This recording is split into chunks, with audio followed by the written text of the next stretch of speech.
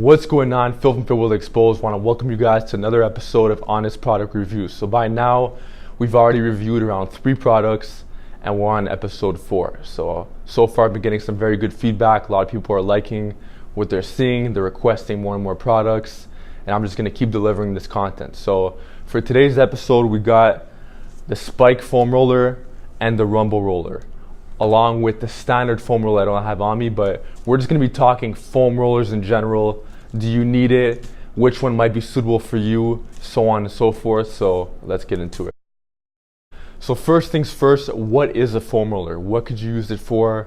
So on and so forth. A foam roller is a recovery tool that could be used for myofascial adhesions, and it's definitely not mandatory by any means. There's a lot of athletes, a lot of bodybuilders who don't even use any kind of foam rollers. And if you look at the olden days, look at the 80s, you weren't hearing about foam rollers. They weren't really a topic of discussion. But today, everyone's talking about foam rollers, and they're definitely not mandatory by any means. But with that being said, they still are a great tool to have in the toolbox. There's tons of bodybuilders, there's tons of strength athletes, football players, so on and so forth, who actually incorporate foam rollers into routine. Now, some people who don't, they use stuff like lacrosse balls, which are a lot cheaper.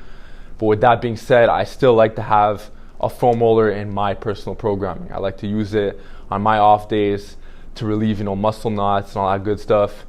But I personally like to use the foam roller on the bigger muscle groups, on the quads, the lats, upper back, IT band.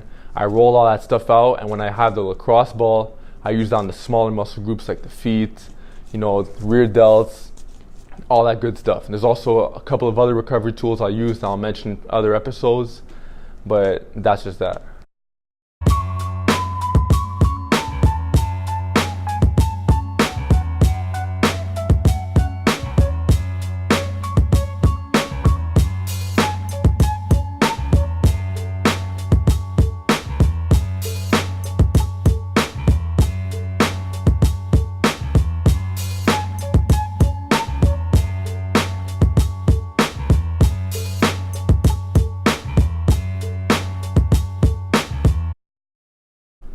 So I just showed you guys a quick demo of how I personally foam roller myself. So now the question is, if you're going to invest in a foam roller, what kind should you actually invest in? And I can tell you guys for myself, I had the standard blue one, then I had the Rumble roller, and now I'm playing around with the Spike roller.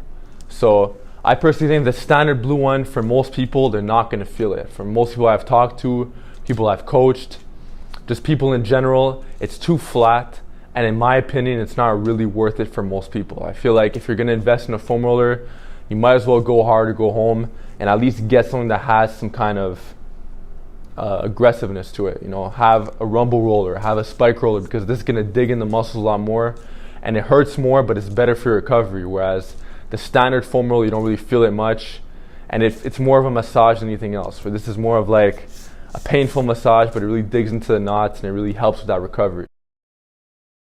Okay, so that pretty much sums it up. I talked a little bit about the standard foam roller, the Rumble roller, along with the Spike roller. Now, as far as the Spike is concerned, I'm personally going to give it a 9.5 on 10 because it's been good for my recovery. It's been helping me out. I'm using it a lot. It's bang for your buck, especially on off days. So I'm using it 15 minutes every off day. And I personally think it'd be a little bit spikier, but for the most part, it's a very good product. It's the most expensive out of all the foam rollers, but I've been using mine a lot. As far as the other ones are concerned, they personally don't do much for me, but that doesn't mean they won't do anything for anybody else. Someone could probably benefit off the Rumble roller or off the standard plain foam roller too.